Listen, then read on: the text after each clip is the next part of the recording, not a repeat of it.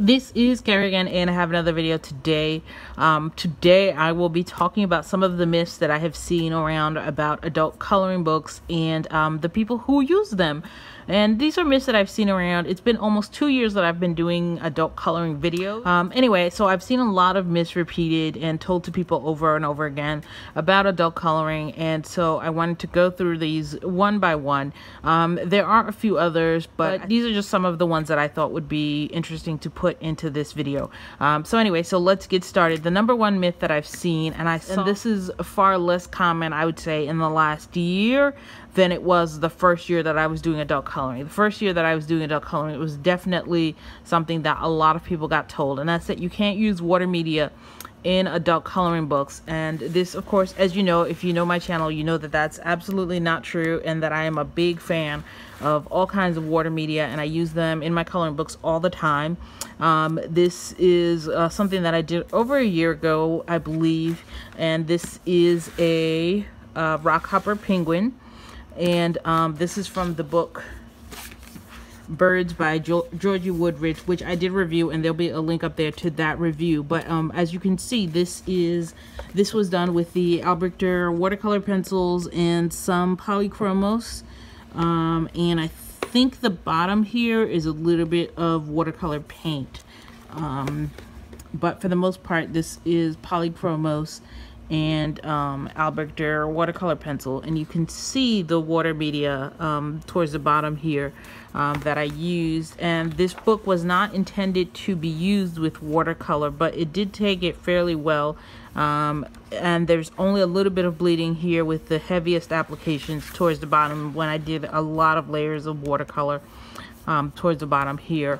And that's the only way where you really see the bleeding. So anyway, so I did a really long tutorial, was probably one of my first videos, and one of probably my biggest videos was on how to use watercolor pencils in adult coloring books. And this was, you know, this was a very early video, because when I started, it was basically everyone was being told you cannot use water media in adult coloring books. As you guys just saw, that's not true. And so my video was probably the first video on using watercolor in adult coloring books, and since then it's sort of become much more acceptable, much more common for people to see. But that was a myth that I saw early on, and so I wanted to talk about that. So that's myth number one. That one was pretty easy. The next one is a little bit harder. This one is, you know, adult coloring is for people too lazy or stupid to learn real art. And I did see a very popular video talk about this in this way, and it was sort of surprising to me, because to me it's always been very clear that, you know, first of all, whether or not you like adult coloring books has nothing to do with your intelligence or anything of the sort. It's just, it's a hobby like any other hobby, and there's all sorts of hobbies that people are into, and it's just another hobby. And part of it might have been, you know, the media sort of talking about it when it first came out. You know, they were talking a lot about people wanting to feel like children again. And for me, that was never part of it. For me, it was just like a relaxing thing to do, and something that really relaxed me and really, you know, helped me deal with my PTSD and my other issues. Sorry, I just felt a cat walk behind me, and it was kind of creepy and slow. You know how the cats are. Anyway, so it was something that, you know, that's what it was for me. So it's not necessarily anything like that. I mean, growing up for me, I never had access to any sort of art education, really. We had, you know, I don't recall us having regular art classes. We had somebody come in once in a while and do art with us. But, you know, this was New York City public schools. Art was not really a big part of the curriculum for me. And I know that that's true for a lot of people, where art was not something that they were taught in school. You know, there wasn't something that, you know, their parents bought them.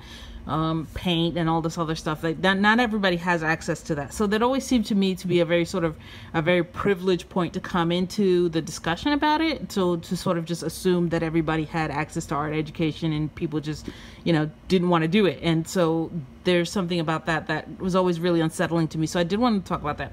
So for a lot of people, they really just don't have access to art education, and this might be the first time that they're encountering art, you know, in a way that is accessible, in a way that is fun, and in a way that is non-judgmental, might be, you know, as an adult through these adult coloring books. And it doesn't mean that that's necessarily, you know, the final place that they go. I mean, for me, I definitely got into watercolor and all those other mediums, and it sort of led me into creating my own sort of sketches and drawings and things like that. But that's not necessarily required. I mean, it is a lot of work to do pages, and some people produce phenomenal pages. I don't have anything near as amazing as the stuff that I've seen online, but I wanted to show you this. This is a work in progress that I'm doing for an upcoming review, and it's not, you know, it's not done. I just did the middle.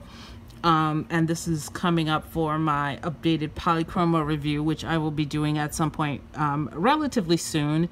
But anyway, but this is something that, you know, it's not anywhere near as impressive as the stuff that, you know, you guys have seen online from some people who are just really, really, truly phenomenal. So there's that. And the other thing that adult coloring does is it really can serve for some people as a gateway into more traditional art forms. This is, if you guys have seen my sketchbook tour, then you guys have already seen this. These are some sketches that I did on my own, and just sort of teaching myself how to create sketches so that I can make my own, you know, essentially, you know, the goal is to be able to make my own pages that I can then color. And so, you know, I'm learning how to, quote unquote, how to art in the process that I'm doing this. And it's definitely been a lot of fun. But it's, you know, but it's something that's more traditional. But like I said, I didn't really have access to regular art education when I was growing up. So this is my sort of my pathway into more traditional art. These are the Derwent Graphitints, which I will be reviewing at some point, but I am surprised at how much they have faded since I put them down. But anyway, so I wanted to show you this is my mixed media journal. I have like a mixed media, I have a regular sketching, I have a whole bunch of drawing ones that are filling up at various stages. Anyway, so there is that. The other one is one that I probably was the catalyst for this video.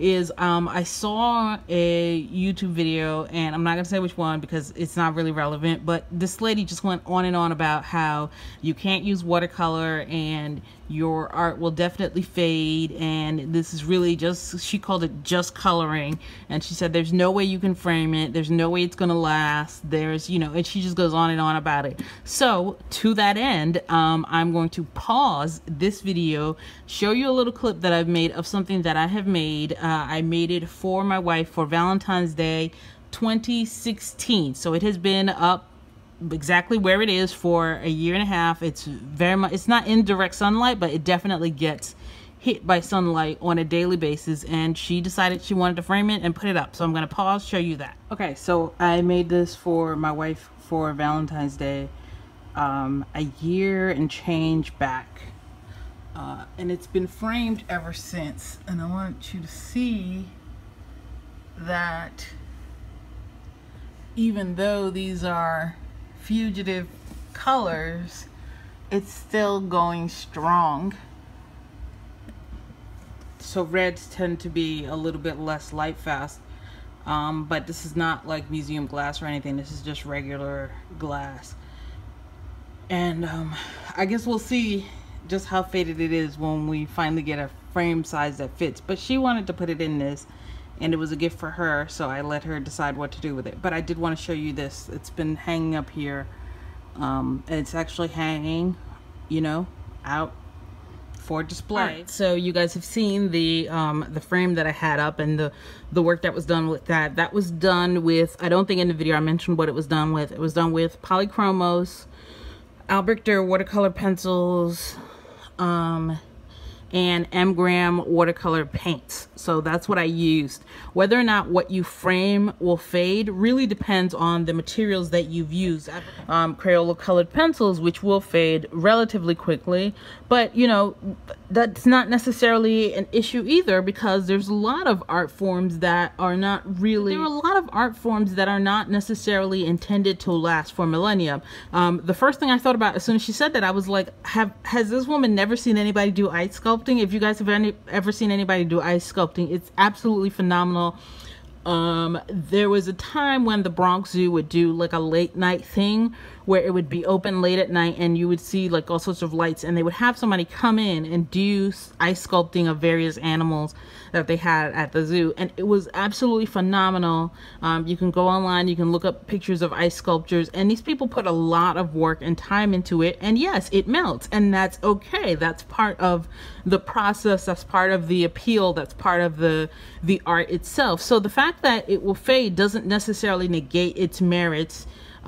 If you use something like Crayola, there are a lot of people who do really amazing work with Crayola. You know what I'm saying? Like, it's not necessarily like longevity is not in and of itself a precursor to whether or not something is art. That's just silly. And I was kind of surprised by seeing somebody who, you know, described themselves as an artist saying something like that, because I was like, what are you talking about?